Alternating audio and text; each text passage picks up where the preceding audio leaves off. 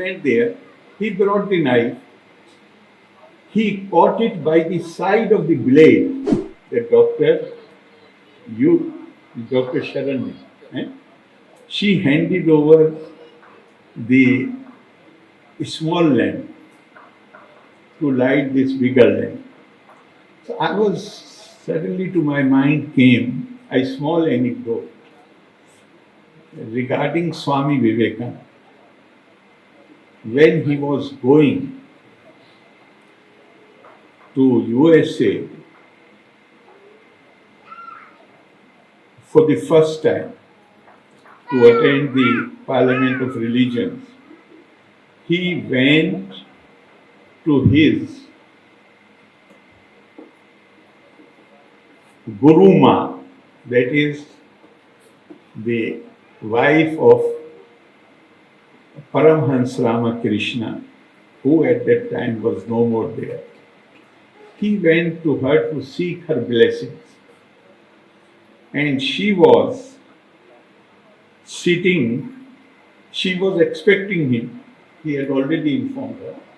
And she was sitting with a basket, a small basket, in which there were vegetables, raw vegetables. As soon as Swamiji sat down and sought her blessings, she said, "Narendra, please go to the kitchen and fetch me the knife because I have to prepare these vegetables." He went there, he brought the knife, he caught it by the side of the blade which cuts the vegetable. And like this is the blade side and this is the handle. He caught the blade which may cut or hurt somebody if you handle it improperly. And handle he gave to the mother. She put it down. She said, "I'm not going to cut the vegetables. I just wanted to test you whether you have become qualified to speak about religion in any forum. Once you have trained your mind and you have become aware that by any action of yours, no one else should be hurt, then you become entitled to speak about religion." The manner in which you handed over the lamp reminded me of that. And this is important. Why? Why the dentists, the professionals, why they should spend their time on projects like Dirishti? No.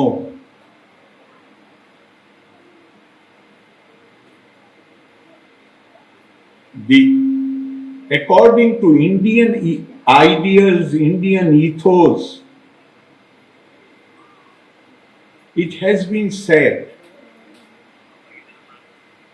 that a society which does not have Matsya Nyaya is a truly dharmic society.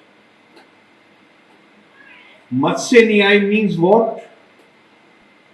Matsya Nyaya means where strong dominate over the weak.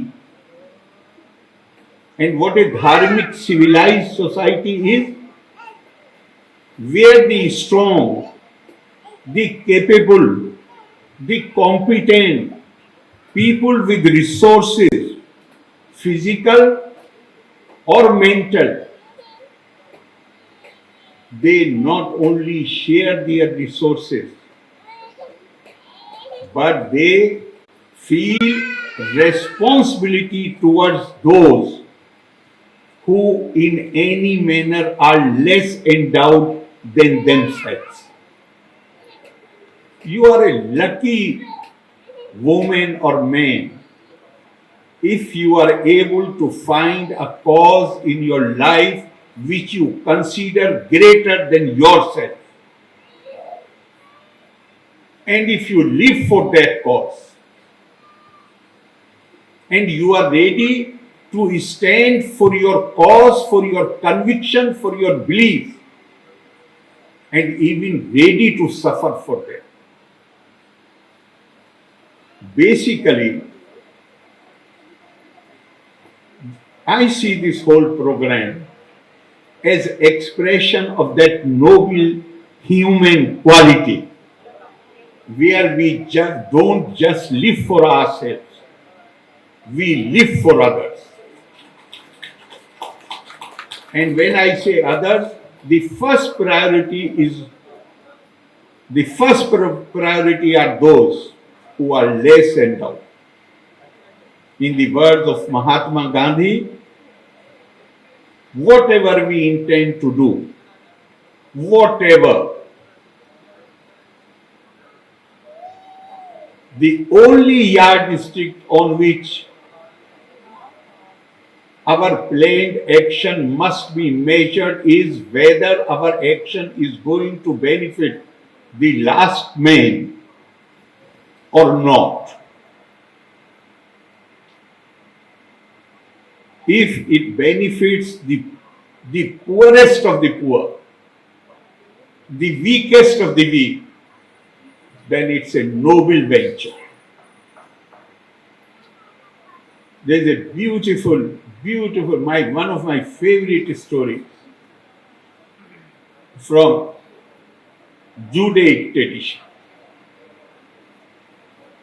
A great name in that tradition, Rabbi Hillel. He was sitting in his office at his place. Somebody comes to him who belonged to a different denomination and said, Rabbi, today I have decided to accept your religion, provided you stand up and read the whole scripture standing on one leg. Now, Torah is a big book, and he is asking him to stand up on one leg and recite the whole book. And then I am ready, Rabbi, I have decided I will join you.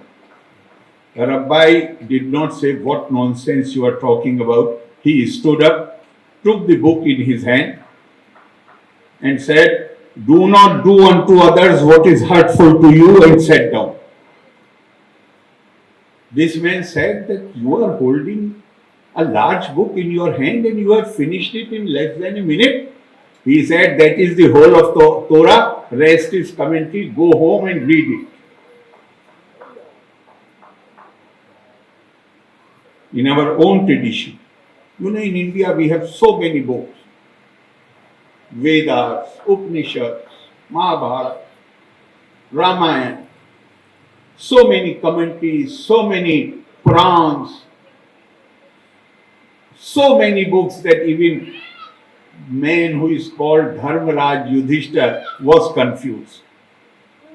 In order to dispel that confusion, the compiler of all these books of wisdom, Vyas himself, he said, Sarva Shastra Puraneshu Vyasasya Vachanam Dhurvam Parokarastu Punyai Papai Parpirnam. The books are many, but the essence of all the books is, if you do good to the other, and who is the other? Not one who pays you back. One who clearly is not in a position even to acknowledge the good which you have done to that person. When you do good to that person without expecting any return, then that is an act of merit. And if you hurt somebody, then that is an act of demerit. So I must congratulate you, all our dear dentists and dear association, for taking this great initiative. I'm honestly very happy